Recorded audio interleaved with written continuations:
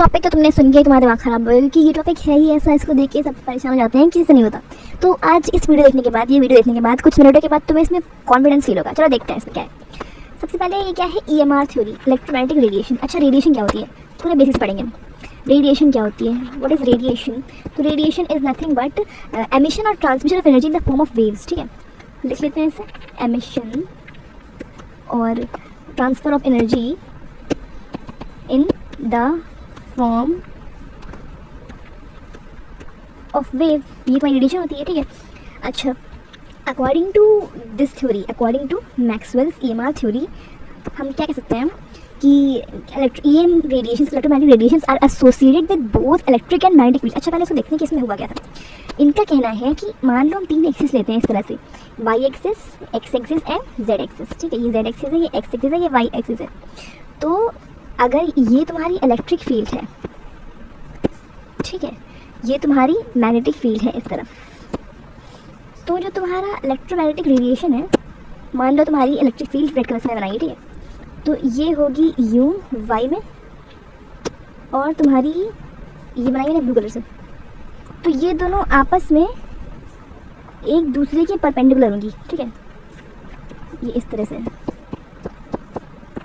मतलब ये दोनों आपस में एक दूसरे के परपेंडिकुलर लाइक दिस। और ये है तुम्हारा डायरेक्शन ऑफ प्रोपगेशन एक्स में, ये वाई में था, ये तुम्हारा है ब्लू वाला तुम्हारा जेड में है, ये रेड वाला तुम्हारा वाई में है, और तुम्हारा डायरेक्शन ऑफ प्रोपगेशन जो है वो तुम्हारा एक्स में है। मतलब कि किस डायरेक्शन में ये दोनों जा रही हैं, ये दोनों आपस में भी परपेंडिकुलर हैं, और जिस डायरेक्शन में ये दोनों जा रही हैं उसमें भी ये दोनों परपेंडिकुलर हैं, अगर ये दोनों साथ में चल रही हैं तो। ठीक है, इलेक्ट्रिक फील्ड है, मैग्नेटिक फील्ड। तो इसी को इन्होंने क्या कह दिया था कि according to EMR theory, radiations are associated with both electric field and magnetic field, which are further perpendicular to each other and also to the direction of propagation,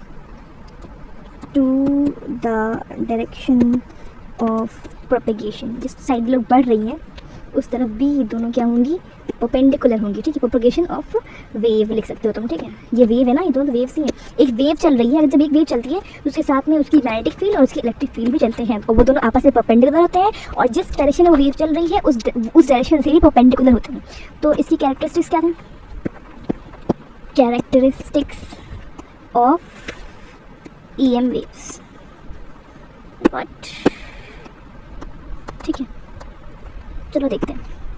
पहली कैरेक्टरिस्टिक क्या होगी, दे ऑल पॉसेस, अच्छा मतलब कि electromagnetic radiation की, ये तो इसको रेडिएशन मानो। ठीक है, रेडिएशन को वेव को, ठीक है, क्योंकि इसकी कैरेक्टरिस्टिक्स जो हैं वो किसी भी वेव की कैरेक्टरिस्टिक को पॉसेस करती है। जैसे कि तुम्हारी हो गया फ्रीक्वेंसी, हो गया तुम्हारा एम्पलीट्यूड, हो गया तुम्हारा हो गया वेवलेंथ, हो गया एटसेट्रा, ये सारी कैरेक्टरिस्टिक्स ये पॉसेस करता है। ठीक है, क्या EM वेव। ठीक है, अब they do not required medium to travel, EM waves do not require medium to travel।